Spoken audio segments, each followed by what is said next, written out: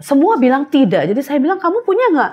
Punya ibu? Punya. Kamu punya anak perempuan? Punya. Kamu coba perasaan kamu kalau seandainya anak perempuan kamu diperlakukan seperti itu, dibunuh seperti itu, gimana perasaan kamu?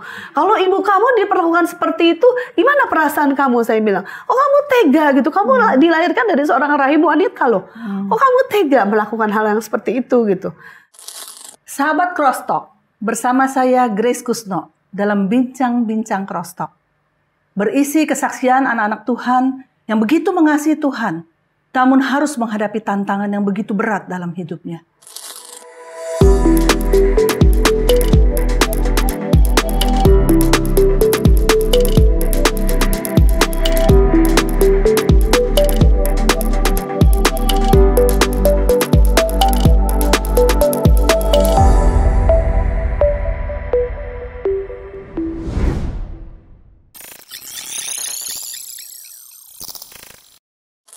Sahabat Cross Talk, akhir-akhir ini, sejak masa pandemi, begitu banyak kejadian yang membuat kita hancur hati. Kita kehilangan orang-orang yang kita kasihi. Tidak pernah terbayangkan, mungkin bukan satu orang, bisa dua orang, bisa hampir semua anggota keluarga kita secara mendadak dipanggil pulang Tuhan. Bagaimana hati kita? Bagaimana respons kita? Apalagi jika kematian itu menimpa orang yang sangat kita kasih dengan cara yang sangat tragis dan fenomenal. Bagaimanakah respons kita? Mari kita bersama narasumber kita hari ini. Saya perkenalkan dengan Saudari Gloria Wi.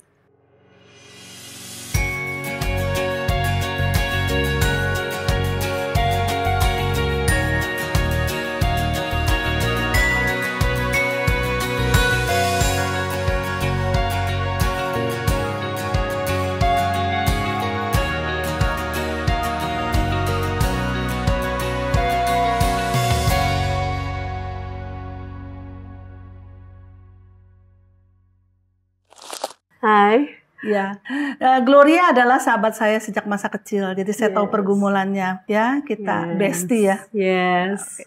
Nah, Gloria, kisah hidup yang pernah dialami oleh Gloria itu kan sangat luar biasa ya. Menurut saya tuh tidak semua orang akan sanggup melewati itu dengan baik dan mengalami kemenangan di dalamnya. Nah, namun Gloria telah melewati itu dengan begitu banyak suka dukanya. Saya rindu, kami rindu, Gloria bisa share kepada sahabat Cross Talk saat ini bagaimana melewati masa sulit seperti itu. Silakan Gloria, waktu itu kalau nggak salah mamah ya yang meninggal ya. Ya. Caranya bagaimana, bisa tolong diceritakan? Tahun berapa ya? Jadi mungkin karena sudah lama kita mau bicarakan lagi, semoga tidak mengangkat kembali luka lama, karena saya percaya pembicaraan kita akan jadi berkat. Gimana? Tahun kapan itu terjadinya kira-kira? Ya, itu tepatnya tanggal 5 Desember tahun 2000, saudara-saudara. Ya, waktu itu berita yang sangat mengejutkan. Saya cerita kronologisnya ya, secara singkat. Saya mendapat berita yang mengejutkan di handphone saya, berbunyi, diminta pulang karena mama terjatuh dan berdarah-darah. Beritanya begitu. Jadi kaget sekali. Saya langsung waktu itu sedang makan dengan anak kedua kami di satu tempat, kemudian langsung naik taksi pergi ke tempat mama, ke rumah ya, dan tiba di sana sudah ramai, di keliling rumah sudah dikelilingi kerumunan orang, dan saya menyeruak masuk di antara kerumunan dengan hati yang jantung yang berdegup kencang sekali seperti mau copot ya, karena tahu something happen ya, ini sesuatu terjadi.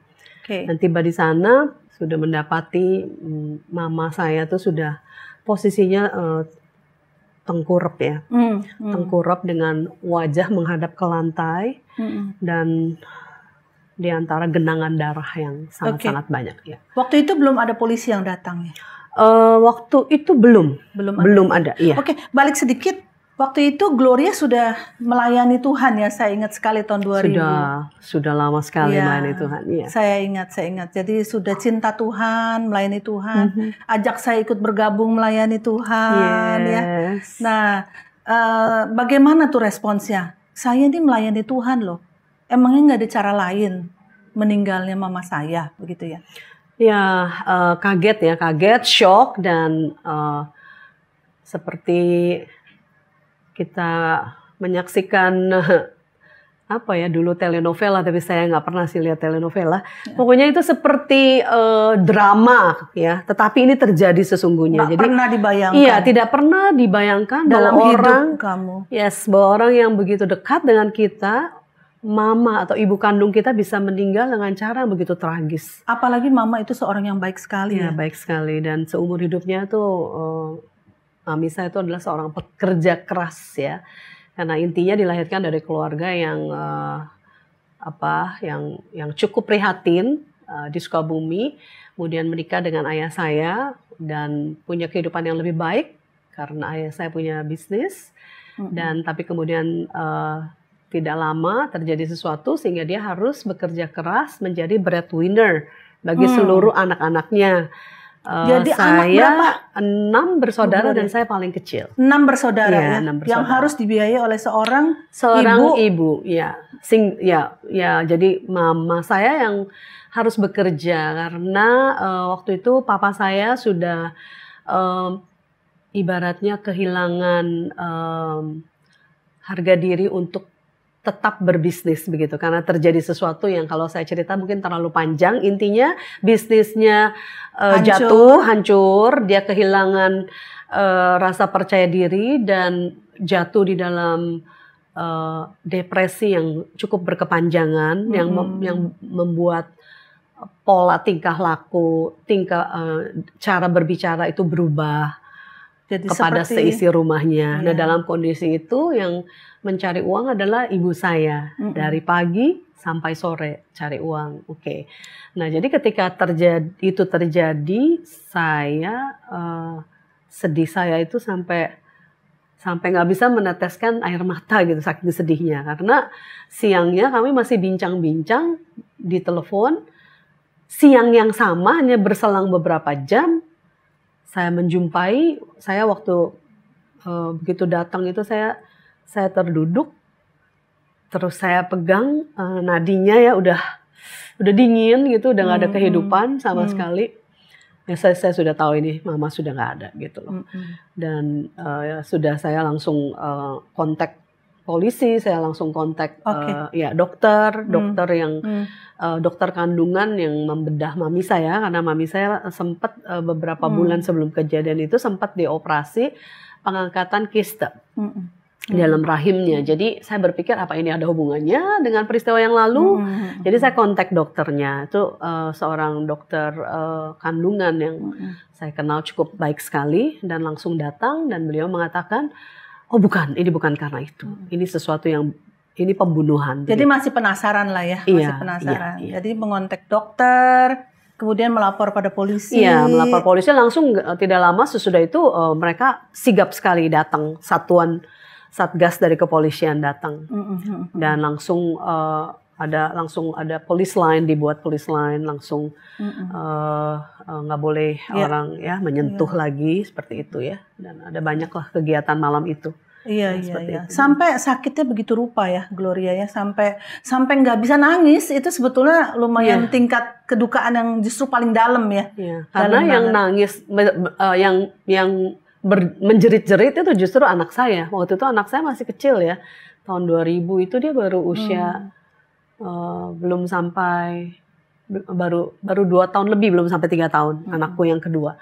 Dia lihat gitu, dia menjerit langsung. Jadi keluarga kami yang lain mengamankan anak aku, dan aku yang berlutut di situ sambil memandang mama yang tubuhnya seperti yang sudah kaku ya, seperti mimpi, kayak is she really my mom? Baru kita bincang-bincang tadi siang, aku cerita tentang schedule-nya untuk berangkat ke jalan-jalan ke Eropa, karena karena kan mama kan pekerja keras, mumpung mama sehat, kita Papa sudah meninggal Papa waktu sudah itu meninggal pula. Beberapa tahun 1995. Jadi 5 tahun sebelumnya sudah meninggal. Ya, sudah dipanggil Tuhan. Jadi itulah waktunya sebenarnya bagi mama untuk menikmati bisa hidupnya lebih lah menikmati sedikit, hidup. Karena selama ini merawat papa itu kan nggak bisa keluar rumah, karena kan papa memang tidak mau pergi keluar rumah. Jadi selalu di rumah merawat, bekerja keras merawat. Itu kegiatan hidupnya sehari-hari. Jadi kita berencana dia pergi gitu, dan saya yang mengurus waktu itu. Ada pasportnya sudah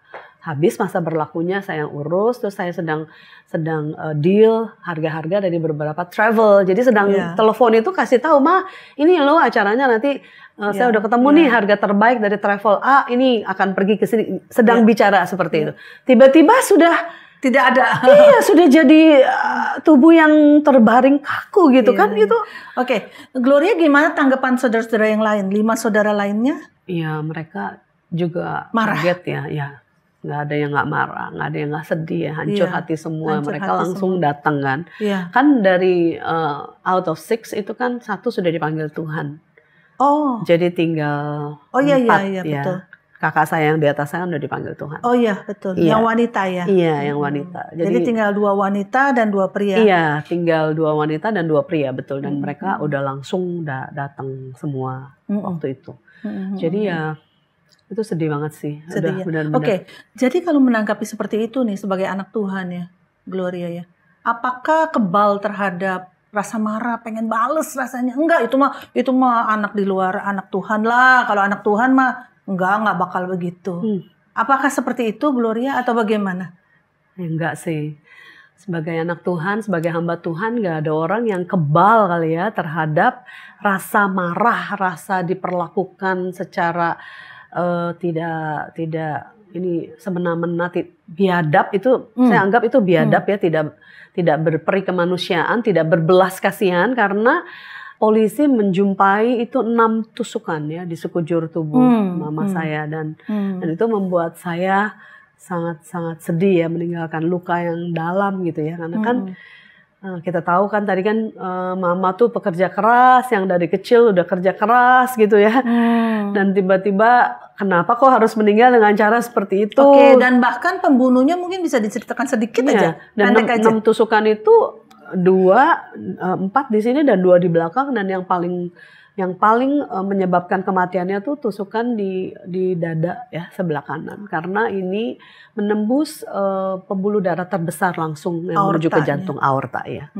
Dan itu menurut Dr. Munim Idris, kepala forensik UI pada waktu itu yang saya konsul, yang membedah ya waktu itu, menyatakan bahwa ini dalam waktu yang sangat singkat mama sudah kehilangan kesadaran karena kehilangan darah terlalu banyak, yang begitu banyak ya. Di lain pihak bersyukur ya, penderitaan tidak terlalu lama. Penderitaannya nggak lama ya. Iya, oke.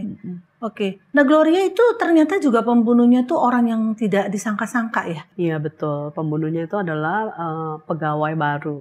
Oke. Iya. Bisa ceritakan sedikit? Iya, jadi pegawainya nih baru sekitar 2 bulan lah ya, nggak lebih dari itu. Jadi ya kan itu kan tadi kan karena mama kan mau jalan-jalan, dipersiapkan jalan-jalan. Jadi yang masak selama ini kan mama buka kantin kecil kan di Harko Glodok. Di situ sebenarnya tempat untuk membesarkan 6 anak itu ya? Iya. Di situ saya bekerja dari kecil bantu orang tua. Iya. Nah jadi mama tujuannya kita cari orang untuk mengganti selama mama pergi. Jadi ada orang yang menggantikan yang masak ya. Juru masak. Iya, juru masak. Jadi akhirnya dicarilah juru masak ini dan dites hanya keahliannya dalam memasak. Jadi tidak diminta identitasnya sama sekali oleh kakak saya. Nah itu penyesalan terbesar dari kakak saya. Kenapa mereka lakukan itu? Ya tapi nggak ada. Bukan diperkenalkan oleh orang lain juga, bukan? Saya nggak jelas dari mana taunya gitu ya. Karena kita tadinya rencana mau pasang iklan, nggak jadi. Karena sudah ada yang mau menawarkan ini. Jadi saya nggak jelas dari mana. Sampai hari ini aku nggak terlalu jelas dari mana. Nah, jadi di tes bisa masak, ya sudah diterima gitu. Karena memang sedang butuh banget kan. Terus kenapa dia yang bunuh. Iya, kenapa dia jadi bunuh mamah tuh waktu itu? Ya waktu itu rekonstruksi itu bercerita waktu itu dia ketika sudah ketangkep ya, dia datang. Oh, akhirnya ketangkep ya? Iya, ketangkep itu berkat kemurahan Tuhan yang dan mujizat yang sangat besar. Dia datang, intinya memang sudah berencana karena sudah bawa pisau ya. Dia datang, intinya mau pinjam uang. Dan menurut penuturannya pinjam uang tuh hanya sebenarnya 200.000, which is nggak masuk akal. Zaman 200.000 besar, tapi kecil. Tidak terlalu besar, tapi bukan yang kecil. Ya, tidak sebesar itu sih, masih termasuk kecil ya, dan Kecil apalagi menyangkut nyawa orang itu iya betul. sangat Iya. teramat Iya. tidak sesuai. Seolah-olah nyawa Iya. dinilai dengan 200.000, Iya. itu benar-benar Iya, luar biasa biadab itu. Itu keterlaluan. Jadi Baik. dia minta, kemudian menurut penuturannya tidak diberi oleh mama, kemudian dia marah gitu dan dia keluarin pisau. Yang dia bawa sendiri. Yang dia bawa. Memang dia sudah menyiapkan pisau dapur yang diperoleh dari tempat di mana dia bekerja, di tempat mami saya. Jadi ada pembantu yang cerita melihat hari pagi itu dia sudah datang, dia sudah potong-potong banyak bahan masakan, dan sesudah itu ada pembantu yang melihat sesudah itu dia pergi dengan membawa pisau. Nah, dan tidak kembali lagi ke situ. Nah, that's why curiga gitu. Tapi berita itu pun kami ketahuinya tuh belakangan gitu, karena awalnya tuh nggak ada yang berani cerita. Nggak ada yang berani cerita. Jadi we have no clue siapa awalnya kan, nggak ada yang tahu gitu. Ini kenapa bisa terjadi seperti itu? Musuhnya siapa gitu yang tega seperti itu kan? Ya, dan sejak itu dia tidak balik ke toko. Nggak balik. Dan dari situ sudah timbul kecurigaan? Iya, karena belakangan ya saya percaya karena doa ya, akhirnya pembantu yang melihat itu dia bercerita gitu loh, bahwa dia melihat. Ya, itu ada 2 pengakuan. Yang pertama itu karena dia melihat, lalu karena dia melihat ya sudah menjadi kita suspek loh, kita menyangka seperti itu. Tapi walaupun kita menyangka tapi tidak bisa berbuat apa-apa karena tidak punya identitas apapun. Kita tidak hold any identity dari pelakunya. Intinya gitu. Jadi intinya, dan tapi luar biasa polisi bergerak itu sangat-sangat suportif banget, sangat cepat sekali gitu. Dan belakangan sesudah hari kelima barulah ada pembantu lain. Jadi selama 5 hari itu berlangsung terus-menerus interogasi dari polisi, diinterogasi satu persatu pembantu my mom. Itu ada sekitar 7 atau 8 orang. Itu satu-satu secara detail ditanya apa yang terjadi hari itu gitu ya. Nah, kemudian sesudah itu semua barulah di hari kelima barulah ada yang mengaku bahwa saya punya, ini pengakuan kedua. Yang pertama tadi kan pengakuan bahwa ini dia bawa pisau. Ya, itu berharga sekali pengakuannya. Dan pengakuan kedua ini adalah satu pembantu melihat bukan melihat, dia punya foto mereka foto bareng-barang di tempat my mom itu. Dengan si pembunuh itu. Dan awalnya dia tidak berani menyerahkan karena dia nggak mau dijadikan saksi. Ya, tapi dia bilang, ini kesaksian dia bilang dia nggak tahan karena jantungnya berdegup kencang sekali. Dan dia merasa ada suara yang mengatakan harus serahkan itu. Dan saya percaya itu adalah suara dari Tuhan yang mengingatkan dia. Nah, jadi akhirnya diserahkanlah itu ke kepolisian. Begitu lihat fotonya, wah ini residivis ternyata. Mantan residivis atau residivis. Sudah ditangkap? Dia sudah dia residivis itu artinya orang yang berkali-kali sudah melakukan kejahatan, yang sudah pernah dipenjarakan, itu namanya residivis. Jadi ini ternyata residivis sudah berulang-ulang keluar masuk penjara gitu. Jadi mereka sudah punya datanya. Jadi langsunglah dilakukan, mereka bergerak cepat sekali. Saya amazed, itu pasti karena Tuhan. Bergerak melakukan pengejaran, menyisir dengan memakai banyak sekali aparat yang menyaruh jadi orang biasa, menyisir di segala tempat, di tempat kosnya yang pertama, kos yang kedua nggak ada, terus ditelusuri, dan di mana-mana dia pergi dia buat hutang gitu. Di tempat ini pergi dia meninggalkan hutang, di warung, di tempat B meninggalkan hutang, seperti itulah ya. Dan nggak ada ditelusuri jejaknya sampai akhirnya itu, to cut the long story short, untuk membuat story ini menjadi pendek. Polisi itu menemukannya itu di alas roban dan diketemukan dalam waktu kurang lebih itu antara 7 atau 8 hari, saya lupa. Enggak, pokoknya antara 7 atau 8 hari ditemukan di alas roban. Wow. Dan itu fenomenal sekali karena kalau bukan tangan Tuhan nggak mungkin ketangkep gitu. Dan dia itu udah siap untuk melarikan diri dari alas roban itu. Dia udah mengantongi tiket kapal. Dia mau melarikan diri ke pedalaman. Di pulau yang lain gitu. Dan polisi itu bekerja sama dengan keluarga dari si pembunuh ini. Karena dia sudah keluar masuk penjara. Jadi ada family atau paman dari dia tuh yang sudah bosan ya, sudah muak dengan perilakunya yang selalu keluar masuk penjara. Ya, merusak nama baik dan keluar masuk penjara. Jadi dia bekerja sama dengan polisi untuk menangkap gitu. Jadi ditangkaplah tanpa perlawanan dan kemudian tanpa kesulitan juga dia mengaku semua perbuatannya. Dan dari pengakuannya itu di mana pisaunya dibuang, itu semua barang bukti ketemu. Itu luar biasa. Dalam 7 sampai 8 hari. Itu luar biasa. Kenapa? Karena pisau dapur yang dipakai itu dibuang di sungai.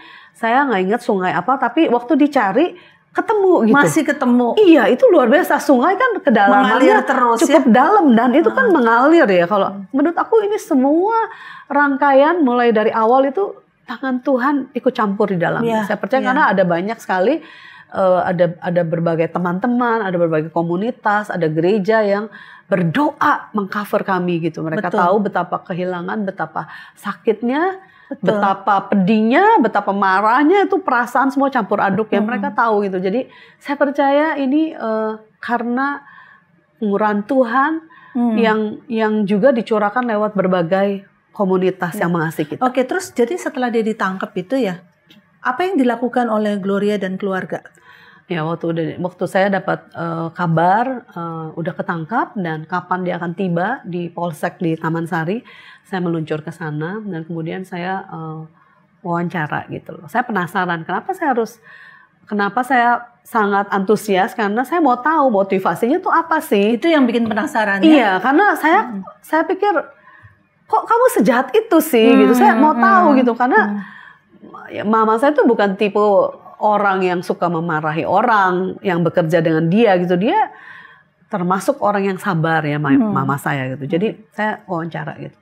Saya tanya apakah mama pernah menyakiti? Tidak. Apakah kamu dendam nggak? Pernah diomelin misalnya di depan orang lain atau ada kakak saya kah? Atau pokoknya adakah satu di antara kami yang kamu pernah terima perlakuan yang nggak pantas yang bikin kamu dendam sehingga kamu membunuh gitu loh? Enggak, semua ditanya apapun no. Tidak gitu. Nah, jadi saya bilang lalu apa dong yang memotivasi kamu? Kenapa kamu kok begitu jahat? Kan kamu bisa ikat gitu kan dan kamu tinggal mencuri ya, ada banyak uang gitu di dalam kamar sebenarnya, tapi yang menurut penuturan dia betul-betul hanya mengambil 200.000 dan itu sangat tidak masuk di akal dan kita nggak punya saksi gitu loh. Betul. Ya itu intinya. Jadi semua bilang tidak. Jadi saya bilang kamu punya nggak? Punya ibu? Punya. Kamu punya anak perempuan? Punya. Kamu coba perasaan kamu kalau seandainya anak perempuan kamu diperlakukan seperti itu, dibunuh seperti itu, gimana perasaan kamu? Kalau ibu kamu diperlakukan seperti itu, gimana perasaan kamu? Saya bilang, oh kamu tega gitu, kamu dilahirkan dari seorang rahim wanita loh. Oh kamu tega melakukan hal yang seperti itu gitu. Padahal mami saya udah umur 68 kan. Kenapa kamu mencuri gitu usia umur orang gitu? Tanpa dicuri pun dia berapa tahun sih tinggal kehidupannya ya kan, kamu tinggal ikat, kamu ambil uangnya selesai kan gitu. Aduh saya sedih banget waktu itu. Tapi dia bilang tidak semuanya tidak, nggak ada perasaan ya, mukanya dingin sekali. Seperti itu. Ya kayak gitu. Jadi betul-betul marah ya? Iya marah banget. Aku marah banget. Saya kebayang sih. Iya kalau misalnya mungkin bukan hamba Tuhan dan kalau misalnya saya ini out of control, rasanya pengen getok atau pengen apa gitu, tapi gitu ya? pengen apa gitu, cekek single ya, masih takut sama Tuhan, tapi minimal aku bisa punya sesuatu untuk kemplang apanya gitu. That I didn't do it. Yes. Jadi alasan kamu nggak sampai melakukan itu sebetulnya apa, Gloria? Ya waktu itu agak sulit sih. Ya butuh waktu buat saya benar-benar untuk bisa ngampunin ya. Untuk benar-benar bisa rela gitu dalam tanda kutip. Karena sebelumnya juga secara pengetahuan, karena kita hamba Tuhan, kita tahu bahwa kamu harus mengampuni loh. Kan doa yang paling sederhana adalah doa Bapa kami. Ampunilah kesalahan kami seperti kami mengampuni orang yang bersalah pada kami. Jadi sebagaimana kita sudah menerima pengampunan Tuhan, di dalam Kolose 3:13 jelas dikatakan bahwa forgive as the Lord forgave you. Kamu harus ampuni sebagaimana Tuhan mengampuni kamu gitu. Nah, jadi walaupun udah tahu itu ya, tapi nggak semudah itu ya. Iya nggak semudah itu gitu. Jadi memang pengetahuan is another thing, tapi praktek is another thing. Gitu. Jadi memang ternyata firman Tuhan, pengetahuan akan betul-betul diuji. Pada waktu ujian itu datang, baru kita bisa tahu apakah kita bisa melakukan firman tersebut, betul, kebenaran tersebut. Betul. Sampai ujian itu datang, barulah kita dites. Betul. Walaupun saat ujian itu datang, tidak selalu mudah, sahabat Klostoknya, kita tahu bahwa ujian itu datang, ternyata kita siap apa nggak siap. Nah, bagaimana seorang Gloria Wi? Gloria itu lulusan sekarang sih ya, sudah lulusan S2 teologi ya. Tapi dari usia berapa sudah melayani Tuhan? Dari kecil. Dari kecil, teman main saya vokal grupan gitu ya.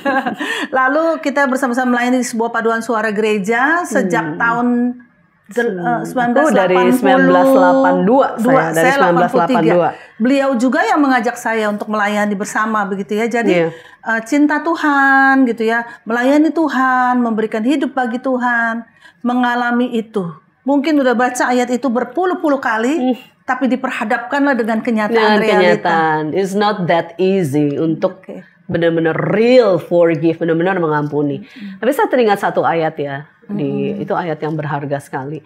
Di Amsal 3 ayat 5 sampai 7 ini ini ayat yang sangat populer. Saya rasa kita semua tahu lah ya. Trust the Lord. Trust in the Lord with all of your heart and lean not on your own understanding. Lean not on your own understanding. In all your ways acknowledge Him and He shall direct thy path. Atau He shall make your path straight. Percayalah kepada Tuhan dan segenap hatimu. Jangan bersandar pada pengertianmu sendiri. Dan di dalam segala hal, in all your ways, di dalam segala lakumu, harus mengakuilah Tuhan di dalam segala jalan-jalan hidup kita. Maka Tuhan katakan Dia akan meluruskan jalan hidup kita. Dan saya pikir itu ayat yang berharga banget.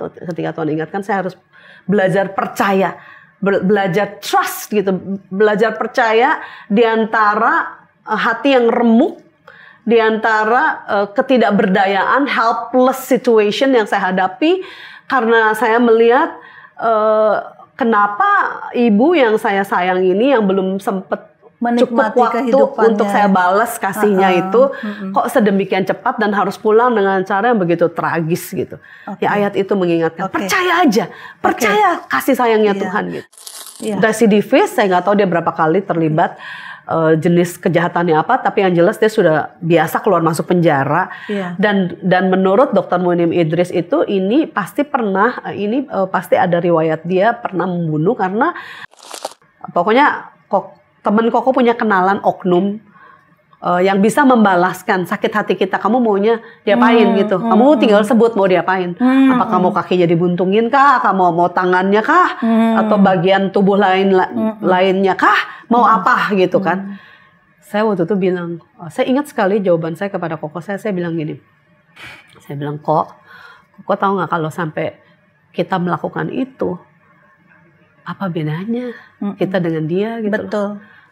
Sahabat Crosstalk, agar kesaksian ini dapat memberkati lebih banyak orang, yuk like and share video ini kepada keluarga dan sahabat-sahabat lainnya.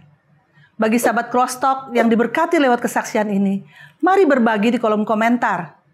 Dan subscribe agar tidak ketinggalan kesaksian-kesaksian lainnya.